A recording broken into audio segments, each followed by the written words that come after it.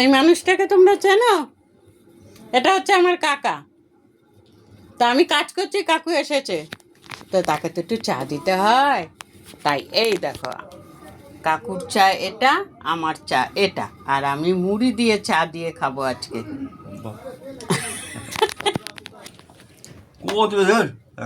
চুপ করে দাও। তাই যে কাকু ভাইজি এখন চা বিস্কুট খাবো। দেখো না, বিস্কুট খেতে চাইছে না, একটু তোমরা বলে দাও তো খেতে, বলে দাও। এই যে মার হাতে চা খাচ্ছে, এই যে সুন্দর বানিয়ে দিয়েছে। কী করবো, কাকু এসেছে, আমি একটু গোপালকে পুজো দিয়ে নিলাম, তোমরা তো জানো। তারপরে এই যে ডবল করে বাজারে গেলাম, এটাও তোমরা জানো। তা আজকে অন্য কিছু খাবো না, চা মুড়ি খাবো, কেন ওষুধ তো আমাকে খেতেই হবে। ঠিক আছে, চা।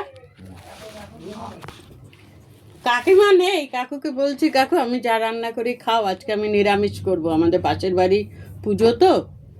তো কাকু বলছে না, খাবে না, জানি না কি করবে, যা ভালো বুঝে করুক গিয়ে। কী বলো, ছেলে পেলে বড় হয়ে গেলে তারা তাদের মতো চলে, মা বাবার কথা শোনে না। তা যা ভালো লাগে তাই করুক, আমি একটু খেয়ে নিই, তারপরে আবার দেশের কাজে লাগবো।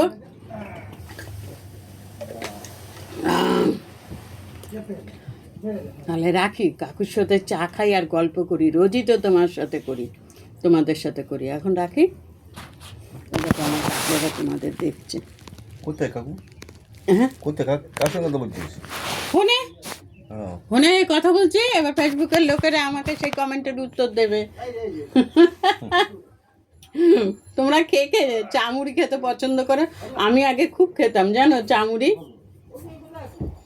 আগে দেখো আমার কাকু দেখছে, আগে আমি খুব চা মুড়ি খেতাম, গোল গোল মুড়িগুলো আছে না, ওই দিয়ে চা দিয়ে হেভি লাগতো। তা এখন গোল গোল মুড়িগুলো আনি না, এই মুড়ি আনি। তো আজকে একটু চা দিয়ে মুড়ি দিয়ে খাই, বলো। সব কিছু খাওয়া দরকার, তাই না? খুব সুন্দর চা বানিয়েছে আমার। রাখি তাহলে, হ্যাঁ ও কাকু।